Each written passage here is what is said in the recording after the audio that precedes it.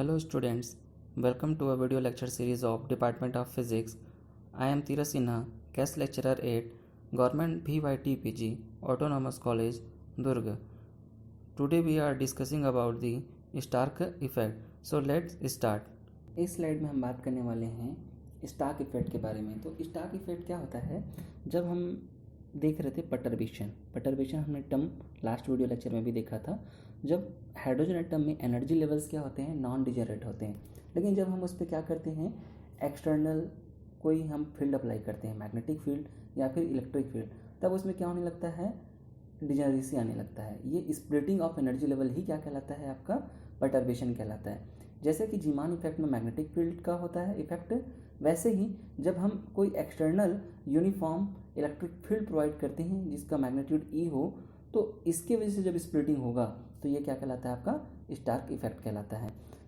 Professor Stark जब hydrogen atom के बामा सीरीज के ऊपर जब वो डिस्कवरी कर रहे थे, तब उन्होंने ऑब्जर्व करा कि जब एक्सटर्नल इलेक्ट्रिक फील्ड वो डाल रहे हैं हाइड्रोजन एटम पे, तो क्या हो रहा है? वो स्प्लिट, उसकी एनर्जी लेवल स्प्लिट हो जा रही हैं। ये कब हो रहा था स्प्लिटिंग?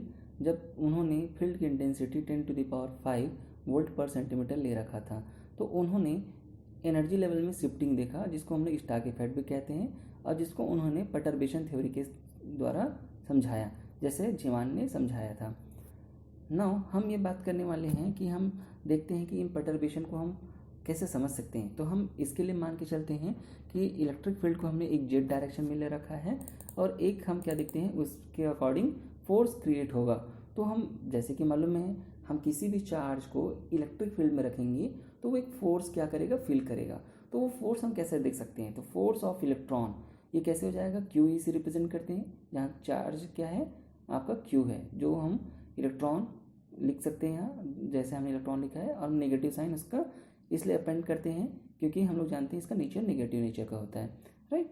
तो इस तरह से हमारा क्या है, जब हमारा चार्ज क्या कर रहा है, कोई फोर्स फील कर रहा है यूनिफॉर्म इलेक्ट्रिक फील्ड पे, तो इसके लिए हम जब देख रहे हैं कि जो हमारा फील्ड है वो जेड डायरेक्शन में लग रहा है, तो एक्स्ट्रा एनर्जी जो हो लग रहा है इलेक्ट्रॉन में इलेक्ट्रिक फील्ड की वजह से, वो कितना हो सकता है एनर्जी, या जिसको हम इलेक्ट्रिक फील्ड भी कह सकते हैं। तो एफ डॉट जेड, या जहाँ एफ की वैल्यू हम रखते हैं, और डॉट जेड, ये हो गया हमारा एक्सटर्नल क्या हो गया? एक्स्ट्रा एनर्जी कह रहा है, ठीक है। तो हम क्या करते हैं, इसको हम श्रोडिंगर इक्वेशन के थ्रू समझने की कोशिश करते हैं। ये हमारा श्रोडिंगर इक्वेशन है, ठीक है। तो हमने इसको इक्वेशन वन नाम दिया है। नेक्स्ट स्लाइड में इसको अच्छे से देखते हैं। तो ये जो डब्लू है वो क्या कहलाता है? टोटल एनर्जी कहलाता है।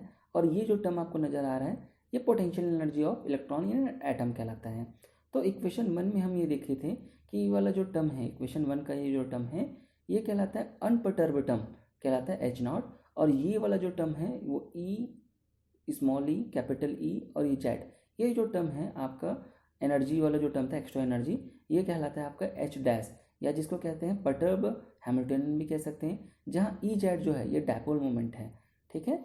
नाउ ये पूरा टर्म हम कुछ इस तरह से लिख सकते हैं, और ये डब्ल्यू साई इस तरह से है। नाउ तो ये वाला जो टर्म है वो अनपर्टर्ब टर्म है, और ये वाला टर्म कैसा है? आपका पर्टर्ब हैमिल्टनियन टर्म है, ठीक है।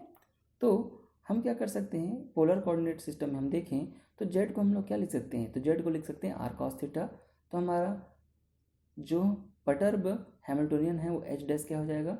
Minus E capital E R cos theta, Z की जगह में आर कॉस थीटा हम अपेंड कर लेंगे यहाँ।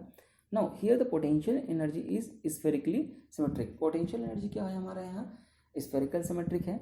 तो हम जब ग्राउंड स्टेट की बात करते हैं हाइड्रोजन एटम की, तो हम वहाँ जो क्वांटम नंबर है, principal quantum number n equal to 1 लेते हैं, एजिमुथल क्वांटम नंबर को 0 लेते हैं, और जो हमारा मैग्नेटिक क्वांटम नंबर है उसको 0 लेते हैं।